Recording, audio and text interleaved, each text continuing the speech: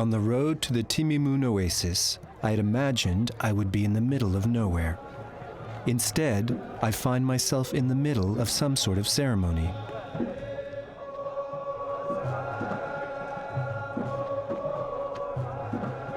A procession is forming.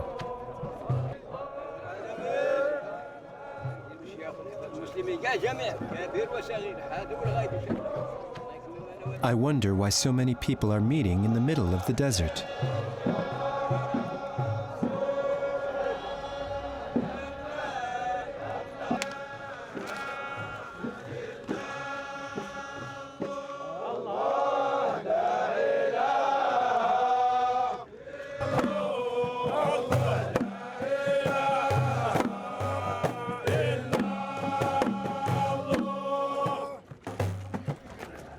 What is this encounter about?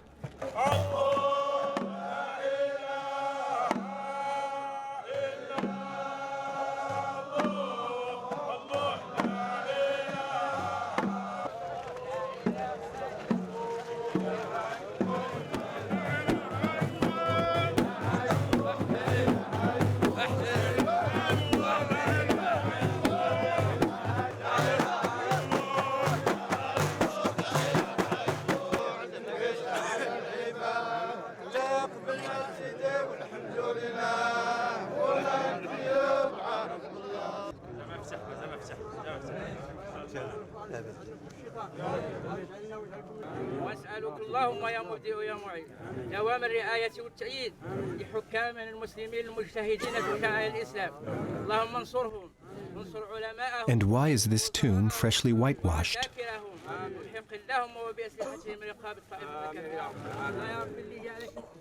I'll get answers to my questions later, but I can already tell I'm in the midst of an important gathering.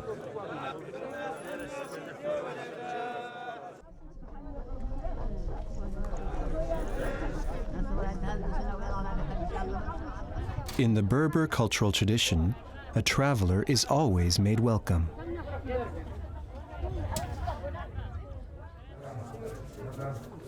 The people in charge of the oasis invite me to spend the day with them.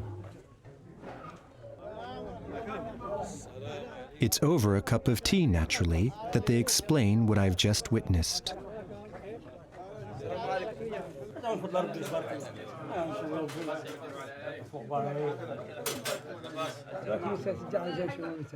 Every oasis has a zawiya, a little house, just like this one, reserved for guests, where we can have a cup of tea, eat, and even sleep. This celebration, which takes place once a year, is a very special event for us. The celebration forms a circle around the desert, always ending in Timimoun, during a period of time determined by the lunar calendar. The dates of our visit to each oasis are planned well ahead of time, so that everyone can best prepare for the arrival of the guests.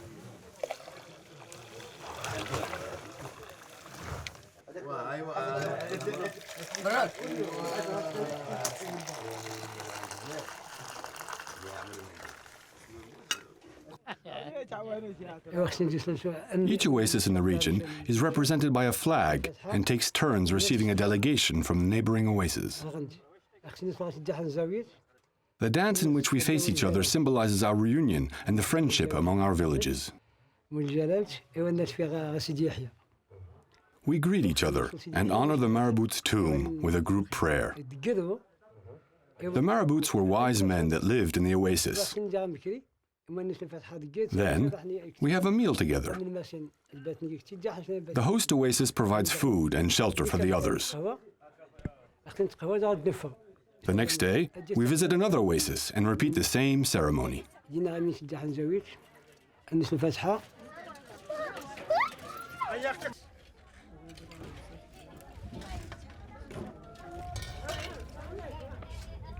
I didn't notice it right away because washing the dishes in water after a meal is so commonplace. But then I remembered I was in the middle of the desert. What a surprise then to see a pipe sticking out of the ground from which fresh, clean water flowed.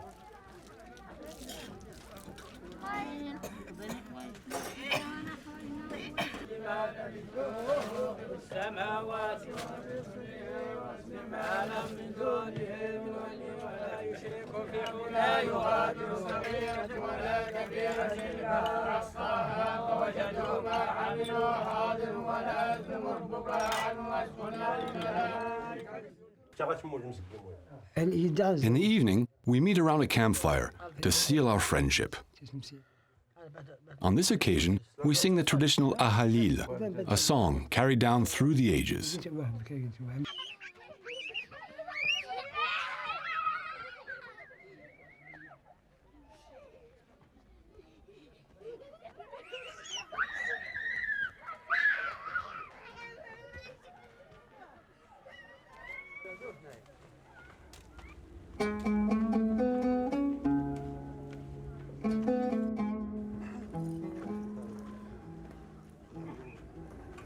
The nearly constant presence of water today intrigues me.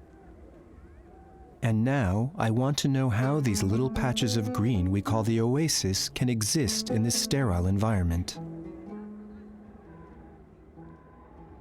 In the meantime, I'm looking forward to joining my hosts for tonight's celebration and singing the ahalil.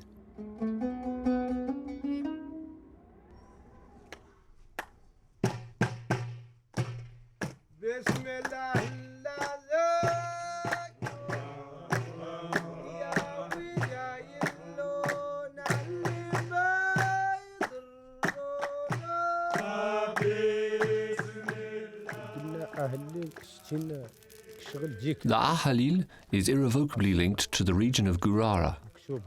It was born with the first oases.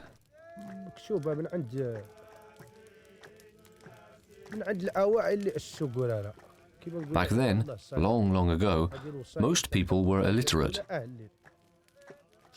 The wise men, or marabouts, began singing and reciting poems about the Berber culture, transmitting it orally to the Bedouins.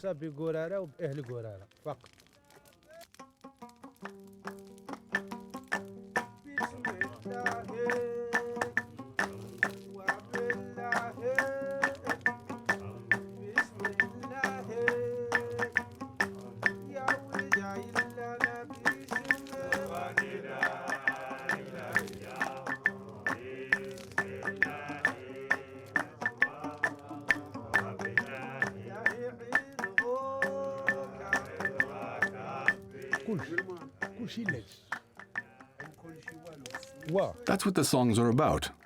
Tribal life, water in the desert, and most importantly, the foggaras. They also talk about the marabouts, religion, love, and all sorts of things.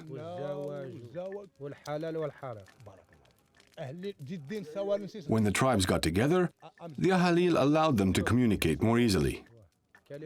They could get different messages and points across indirectly in a very non-confrontational manner. The ahalil is singing, but it's also a language. A language so precious it is protected by UNESCO.